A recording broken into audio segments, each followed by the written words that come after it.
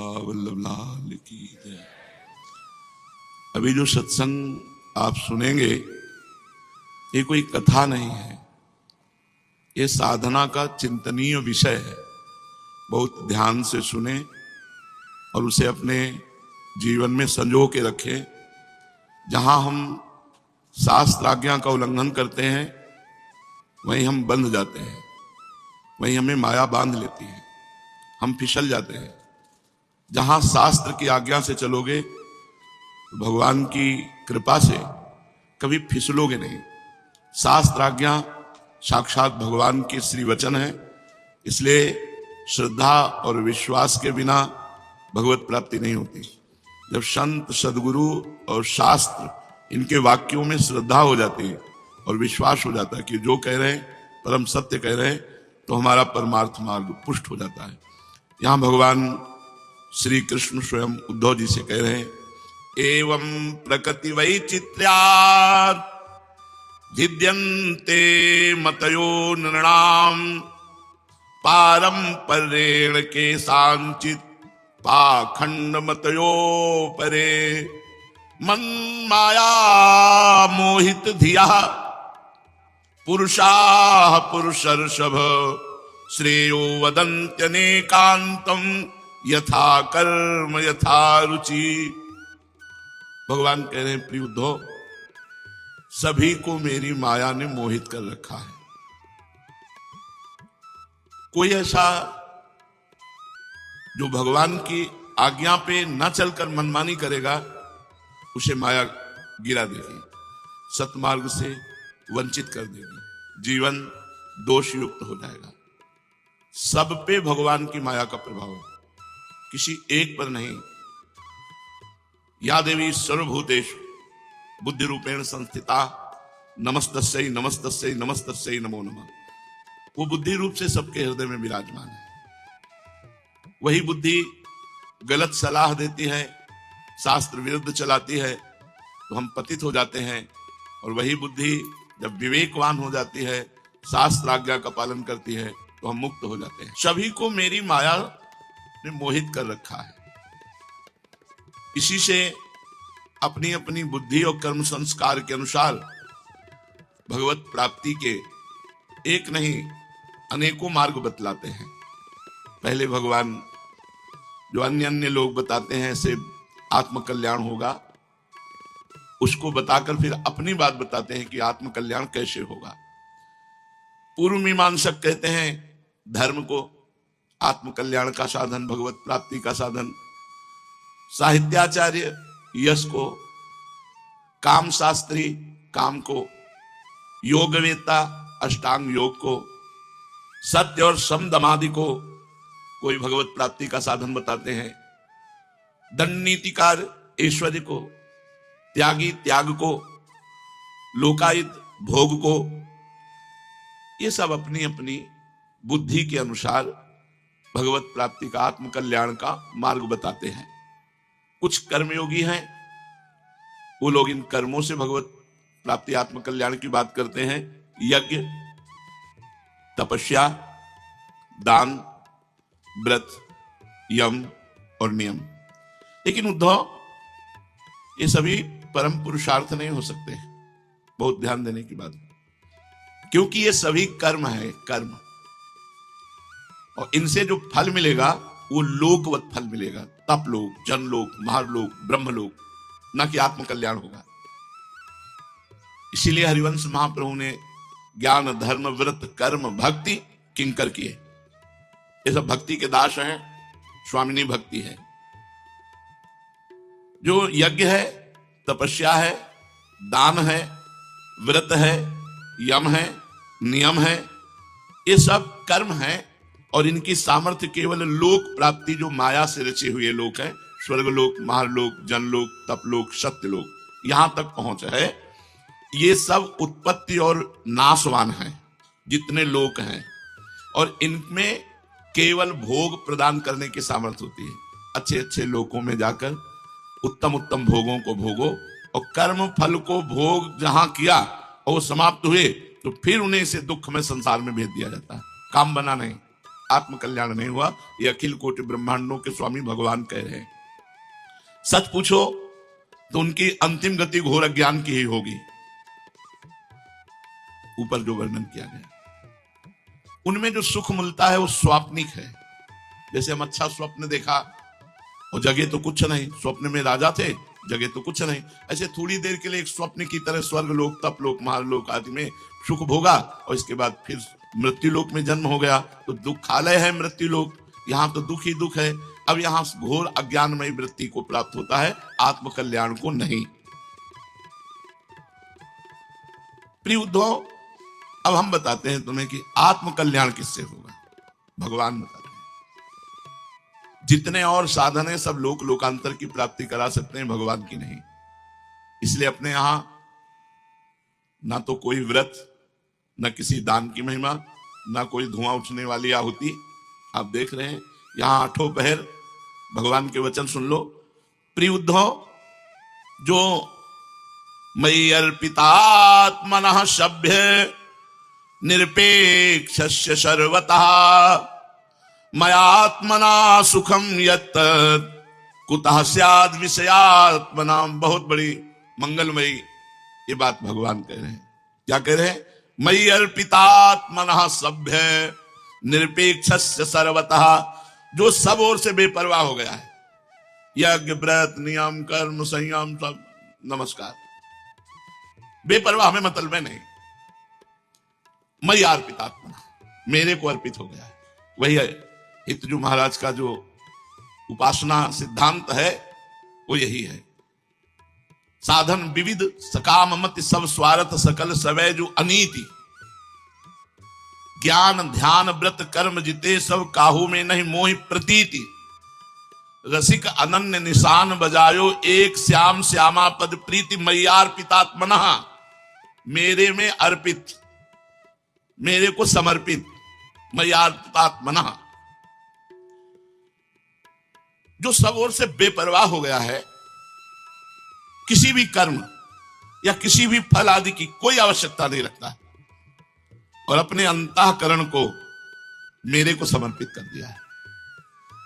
परमानंद स्वरूप मैं स्वयं उसका भार ले लेता हूं और उसकी आत्मा के रूप में, आत्मानंद के रूप में मैं स्फुरित होने लगता हूं। कोई साधन नहीं बताया, केवल समर्पण बताया है। अब कैसे होगा समर्पण? तब साधन शुरू होता है। अगर आप हृदय से समर्पित हो जाए तो भगवान केवल कह रहे मय्यार्पितात्मनः सभ्य और निरपेक्षस्य सर्वतः। निरपेक्ष हो जाओ, बेपरवाह हो जाओ, मैं संभालूंगा। तुम्हें क्या करना है? राधा वल्लभ श्री हरिवंश, राधा वल्लभ श्री, नाम जप और भगवत सेवा। मय्यार्पितात्मनः, बुद्धि भगवान में, मन भगवान में, चित्त भगवान में, आम भगवान में। वह जिस सुख का अनुभव करता है वह किसी अन्य साधन से नहीं। कौन? जो सब तरह से बेपरवाह हो गया है। हरिराम व्यास जी महाराज, काहू के बल भजन को काहू के आचार, व्यास भरोसे कुंवरी के सोवत पांव पसार। जब जागे तब प्रिया भजे, नहीं सोवे पांव पसार। निरपेक्षस्य सर्वतः, किसी से कोई संबंध नहीं, ना किसी धर्म से, न किसी कर्म से, न यज्ञ से, न व्रत से, न नियम से, न संयम से, केवल एक प्रियालाल से संबंध। रसिक अनन्य निशान बजायो एक श्याम श्यामा पद प्रीत। उसे जो सुख का अनुभव होगा वो किसी अन्य साधन से नहीं। और विषय लोलुप प्राणियों को तो किसी तरह वो कल्पना में भी नहीं आ सकता कि वो चिदानंदमय सुख कैसा होता है, और ये होता उसी को जो पूरा समर्पित होता है।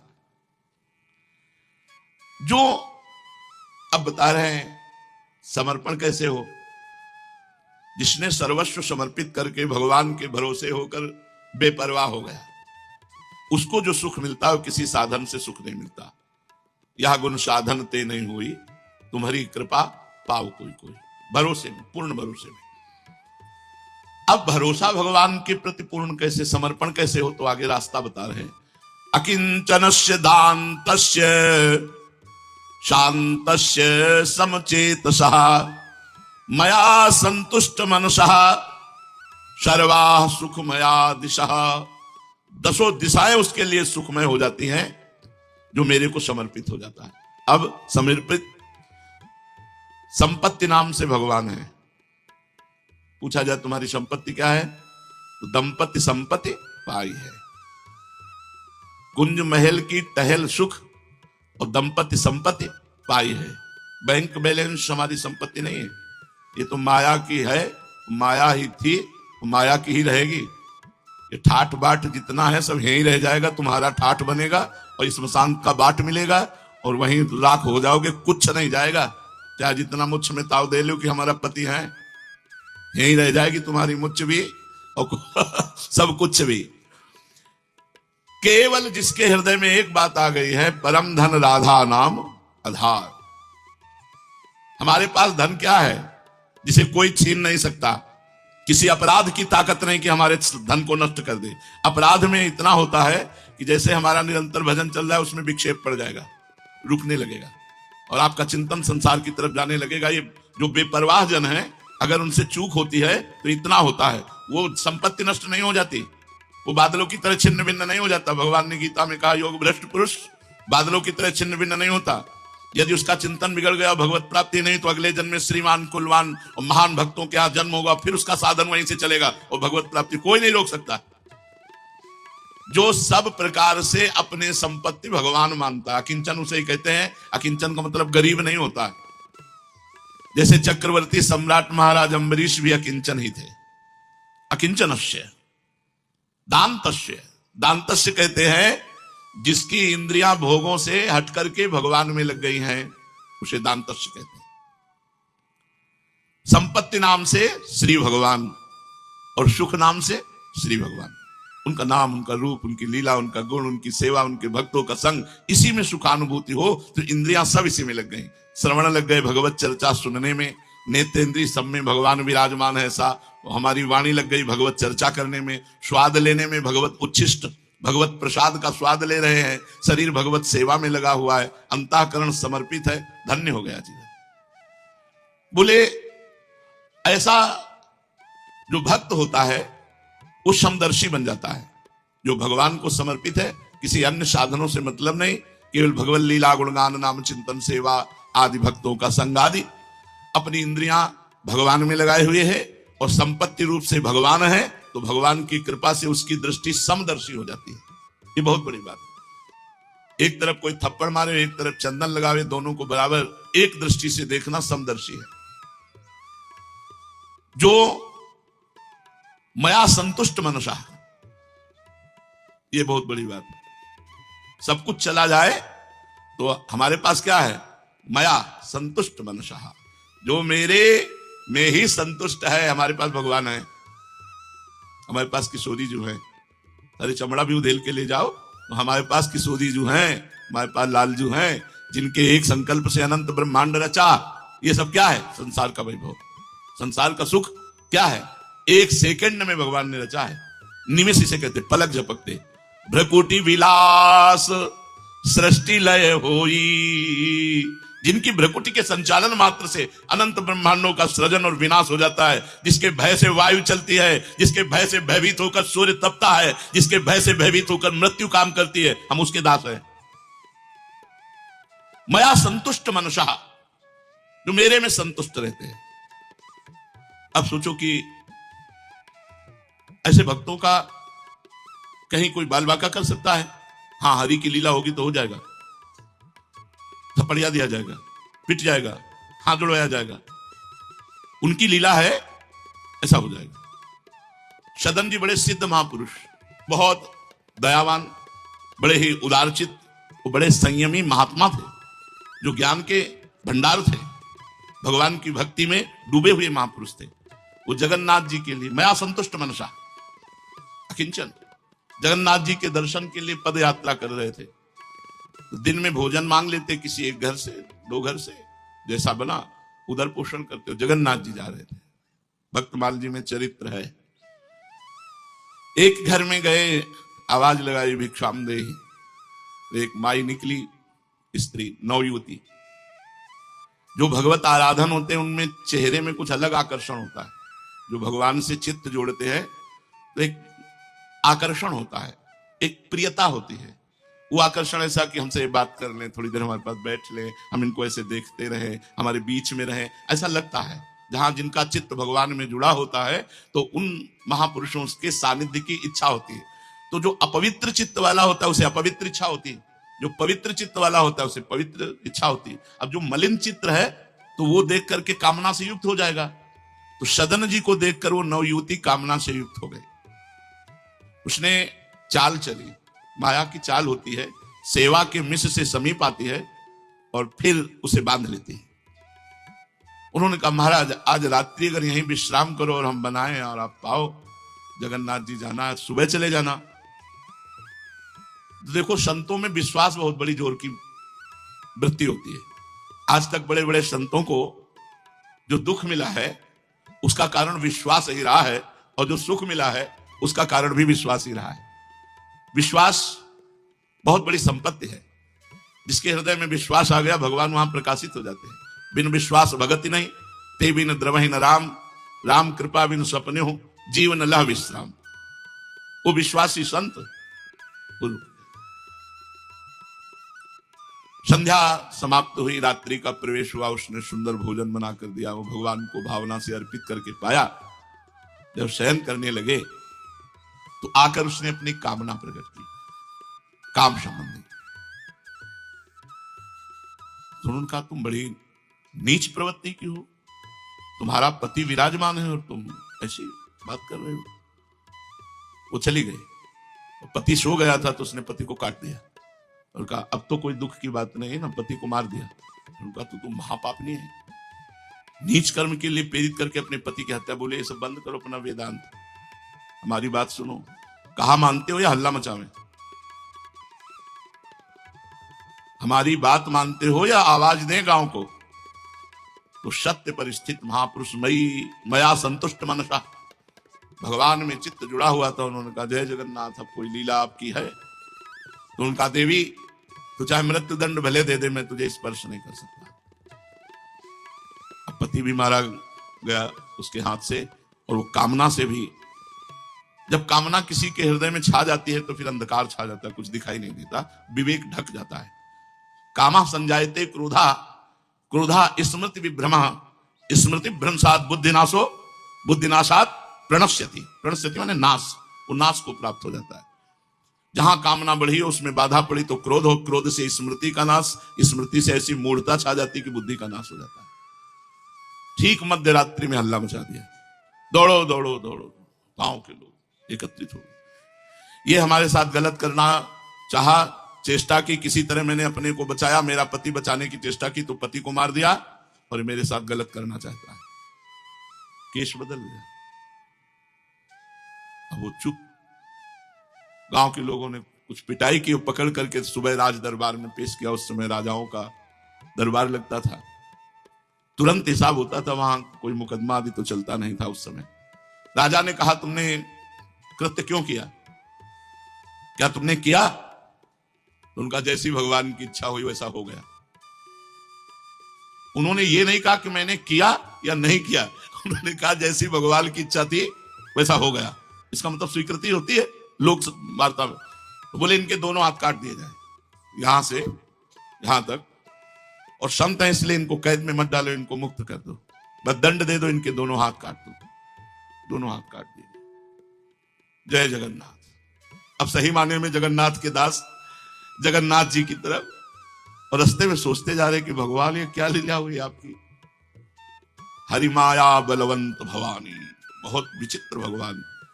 जो ज्ञानिन कर चित अपहरई, बरियाई विमोह बस करई।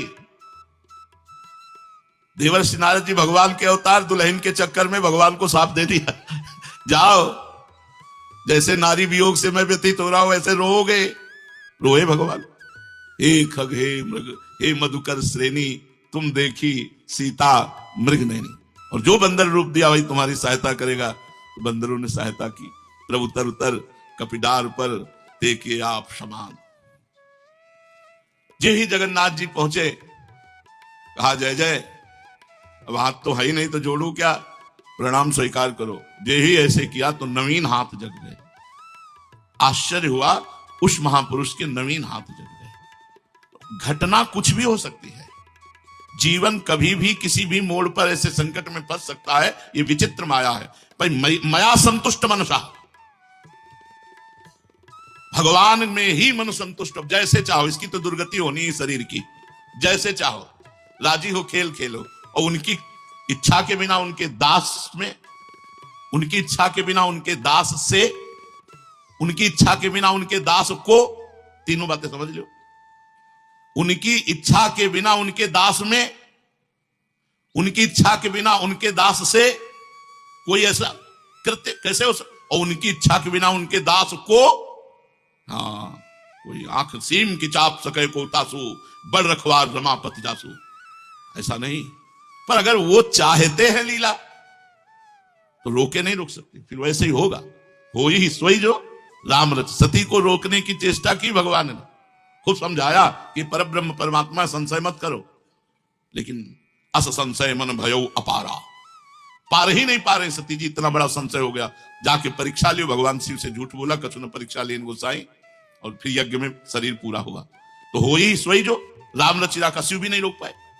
भगवान शिव भी रोकने की चेष्टा तो की नहीं, तभी हो ही गए सोई जो राम रचिरा का, को करी तर्क बढ़ावे ऐसा का, अस कही जपन लगे हरिनामा मया संतुष्ट मनसा। उपासक को ध्यान रखना चाहिए, कैसी भी परिस्थिति हो अन्य आश्रय नहीं लेना चाहिए, किसी का नंबर नहीं खटखटाना चाहिए, कितनी भी विपत्ति हो। नंबर खटखटाओ तो एक ही खटखटाओ, हरि शरणम। देखते हैं माया बलवती होती है या मायापति का विधान।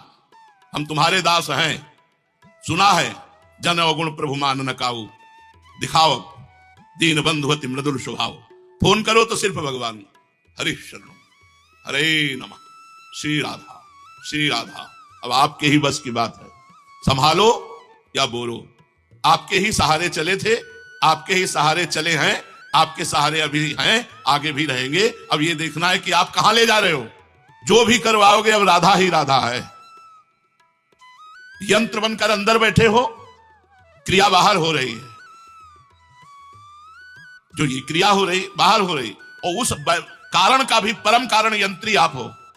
आप ही यंत्र बन के बैठे हो, तो आप ही उसको चलाने वाले बन के बैठे हो। अब इसमें कोई अंतर नहीं।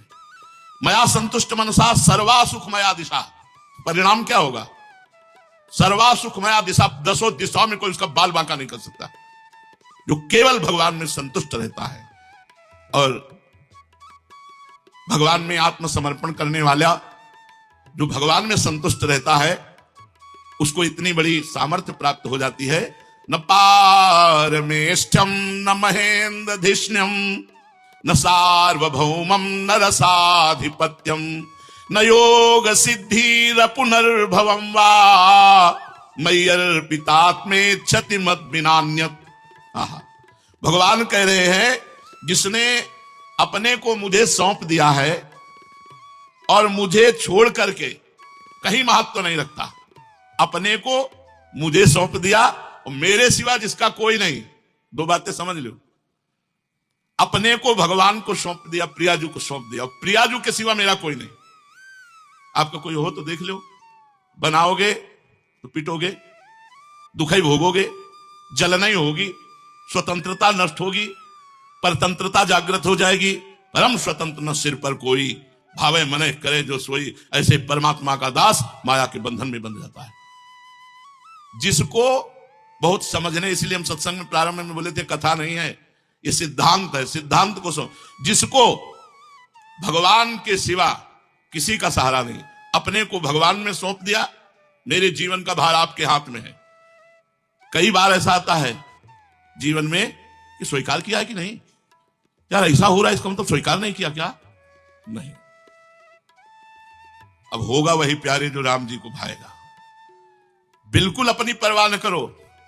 अगर अपने से दाहिने कदम से बाएं तरफ मुड़ गए तो यह नहीं होगा कि वाम भाग कैसे चल दिए।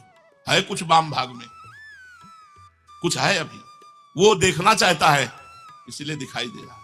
वाम भाग में चला क्यों? संशय आया क्यों? वाम भाग का मतलब होता है भगवान के मार्ग के विरुद्ध चला क्यों? संशय क्यों आ गया? सच्चिदानंद के सुख से बढ़कर कोई सुख क्यों लगा? इसकी भी दवाई है। कीन होश कबहू अभिमाना, सो खोवन चाह बिल्कुल कृपा निधान भगवान निर्मल बना देंगे, निर्मल। अब चाहे उसमें पिटाई हो, निंदा हो या खुली बात जुतिया जाओ जैसे भी बलेगा वैसे वो अपना बना के छोड़ेंगे, वो दूसरिया रखेंगे नहीं, तैयार रहो। कहते हैं ना, जब ओखली में मूसर रख दिया तो पिटने की कोई चिंता नहीं, क्योंकि ओखली में रख दिया। अब जब प्रभु को समर्पित हो गए तो अब ये मत सोचो कि हाय हाय होगा वही प्यारे जो राम जी को भाएगा। बेपरवाह मस्त भगवान के चरणों का आश्रय, क्योंकि वो सर्वलोक महेश्वर सर्वनियंता और उनके हम दास। हमारी हर एक इंद्री पर, हमारी हर एक चेष्टा पर उनकी नजर और उनका शासन है। वाम भाग कैसे चल गया, हुआ कैसे? जो मुझे अपने आप को समर्पित कर देता है और मुझे छोड़ करके किसी को अपना नहीं मानता, उसकी ऐसी स्थिति में कर देता हूं कि वो ब्रह्मा के पद को भी नहीं चाहता, न देवराज इंद्र का पद चाहता है, और न मन में सार्वभौम सम्राट भूतल का बनने का, और न स्वर्ग की इच्छा, न रसातल की इच्छा, और न बड़ी बड़ी योग सिद्धियों की इच्छा, और न मोक्ष की इच्छा। सब इच्छाओं को मिटा देता हूं। ये स्थिति कहां है अपने लोगों की अंतःकरण की स्थितियां? बैंक व्यवस्था, मकान, रुपया, नाना प्रकार की कितनी। यहां भगवान क्या कह रहे हैं?